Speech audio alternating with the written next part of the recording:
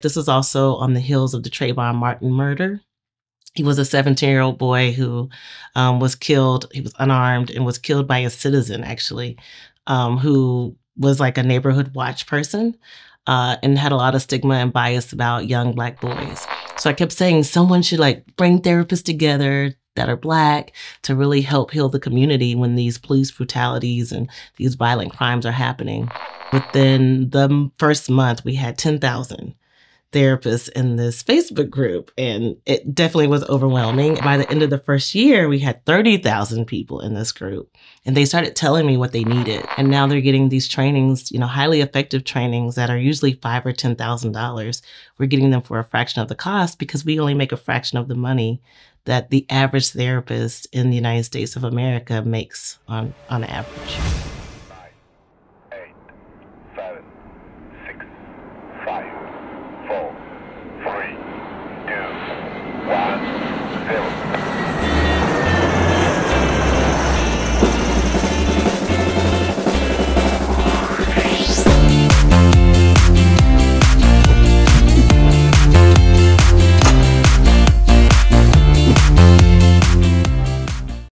Hello and welcome to this very special interview. It's been a long time that I wanted to interview the person I'm with today in Oxford. This is a place where I could finally meet her. So welcome, Deran Young. Yes.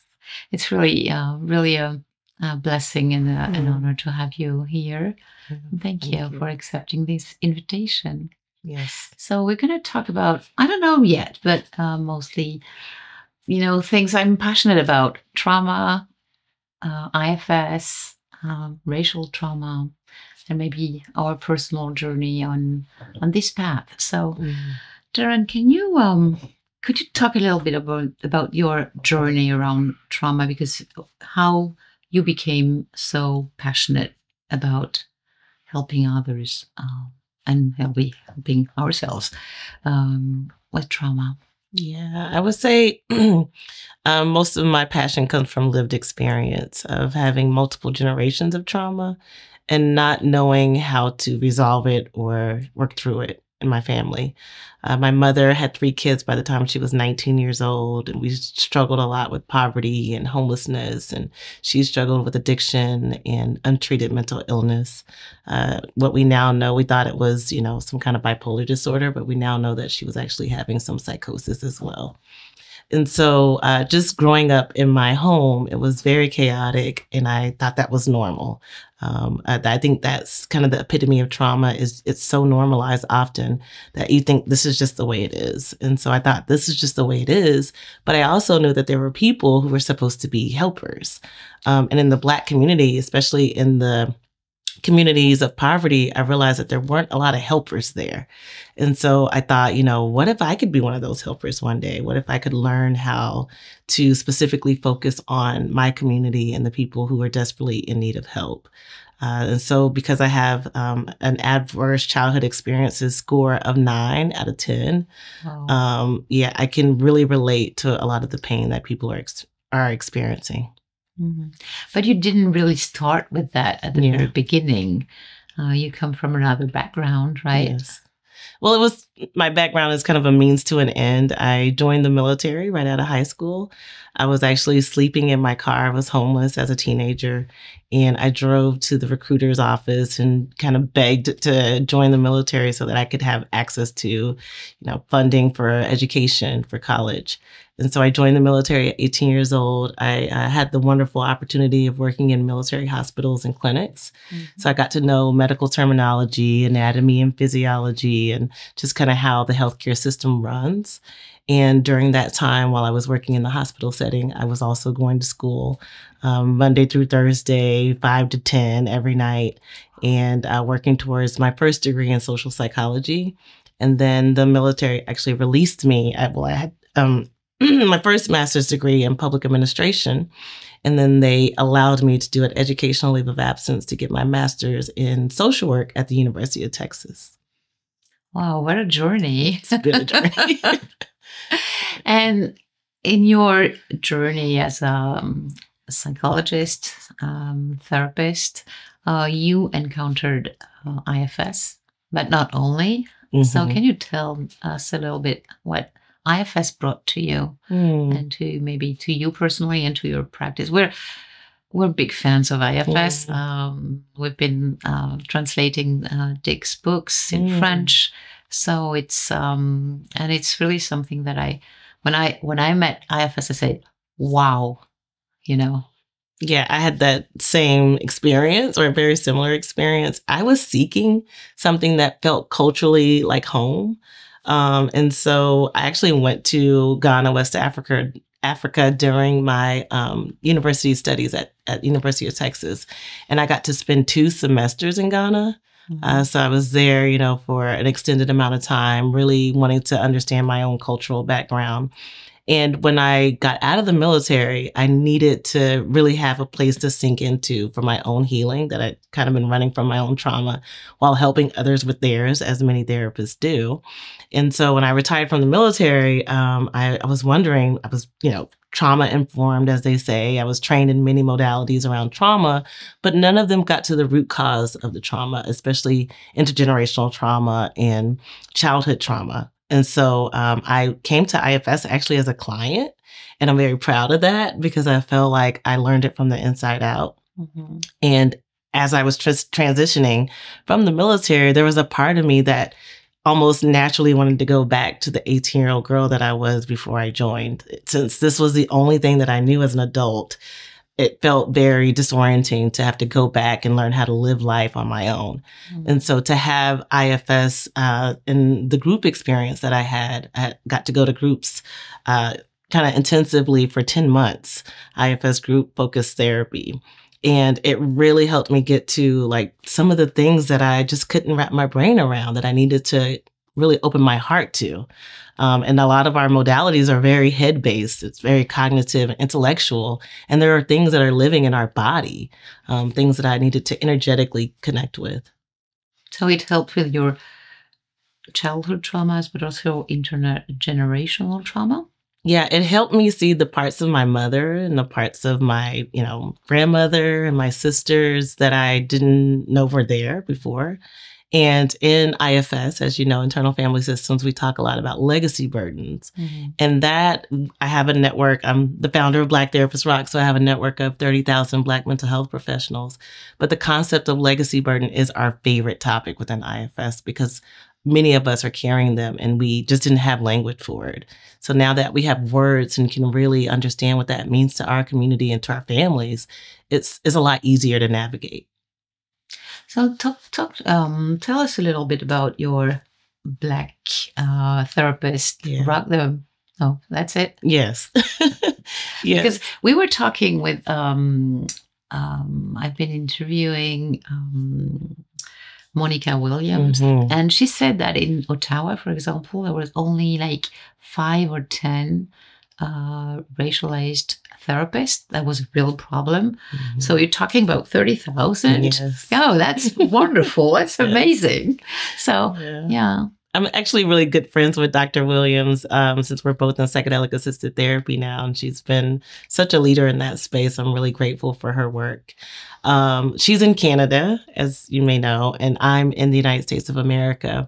But when I started Black Therapist Rock, I was actually stationed in Italy. I'm still in the military with my son and just gone through a divorce from my ex-husband. And so I had a lot of free time on my hand and I was approaching retirement from the military. And I thought, what if this was also on the heels of the Trayvon Martin murder? He was a 17-year-old boy who was killed. He was unarmed and was killed by a citizen, actually, who was like a neighborhood watch person. And had a lot of stigma and bias about young Black boys. And so as a mother of a young Black boy, I just kept saying, we need to do something. Someone has to do something so that we, at least when these things are happening, we don't have to feel like we're carrying the trauma on our own and that we're just left with all this pain and suffering with no answers or no solutions. So I kept saying someone should like bring therapists together that are Black to really help heal the community when these police brutalities and these violent crimes are happening. And then one day I realized, oh, maybe I'm somebody. Maybe I'm the somebody that needs to, put this out into the world. And when I thought, okay, if we get about 100 therapists together, we could go out in the Black community and have workshops and conversations about mental health and generational trauma, et cetera. And within the first month, we had 10,000 therapists in this Facebook group. And it definitely was overwhelming as still an active duty military therapist that I was at the time. And I remember being up late at night wondering, how am I going to run this thing that I've created? But by the end of the first year, we had 30,000 people in this group. And they started telling me what they needed. They told me that they needed to be together, that they needed professional development that focused on our culture, that they wanted to heal their own traumas just like I did. And so we started to make partnerships with people like Brene Brown and Dick Schwartz. And now they're getting these trainings, highly effective trainings that are usually $5,000 or $10,000. We're getting them for a fraction of the cost because we only make a fraction of the money that the average therapist in the United States of America makes on average. Mm-hmm. And so it's worldwide? It is worldwide. We have a pretty large segment in places like Bermuda. I've never been to Bermuda yet. We're planning a trip there. There's some therapists here in London. There is another network of Black and Asian therapists here in the UK, but we've connected with them and worked with them some. We've also worked with the Jamaican Psychological Association down in Jamaica. We've gone to Cuba. So just really trying to bring as many healers around the diaspora together for collective healing. And how do people connect? Out there are the trainings that you're giving, right? Well, mainly social media. Actually, okay. I'm a millennial. I'm only, very young, 40s. And so I thought, I was stationed in Italy, as I said before. And I thought, if I want to connect to people around the world, I know that social media is a great tool for that. And I do understand that people have concerns about social media and how it can be, a form of distraction from in-person connection and intimacy. But for me, it was a way to be closer. It was a way to reach out and bring people together. Mm-hmm. And I've asked the same question to Dr. Williams, but do you think that we as white therapists should not go to this trauma, racial trauma healing, or can we do something, or is it more like accept that there are some places where we can't go because we don't know? I know it's always a tricky question, but it's something that we should ask ourselves. And that's what I'm asking to you. Yeah, I really do believe that all of our healing and liberation is tied together. If we're only healing and no one else is doing the work, it's not going to take us very far. So I believe that all white therapists, it's important to be trained on how to help everyone. As a therapist myself, I'm constantly studying cultures. I've been to over 40 countries because I want to understand not just human behavior where I live, but human behavior all over the world. So I do think that there are some things that a lot of white presenting body therapists have inside of their own personal journey that can be looked at and considered, and to know how that might be a barrier for the other cultures that they want to help and serve. So I think it takes all of us, and it takes us working together, in my opinion. Yeah, that's a little bit what, not a little bit, it's what Resmaa Menakem is telling us, that we have to heal both Black bodies and white bodies and polis bodies. We've just translated his book, so we're proud to bring that to the French community too. And I think it's part of, we all have to do our healing journey and heal our. I know Dick talked about it, and he talks in one of his books about his racist parts, and we all have that, and it's important to address that. And it's not easy. We talked yesterday at your workshop about why is it so difficult to address racial trauma, or why is it so difficult to have this racism or conversation around racism. Some people talk about race conversation.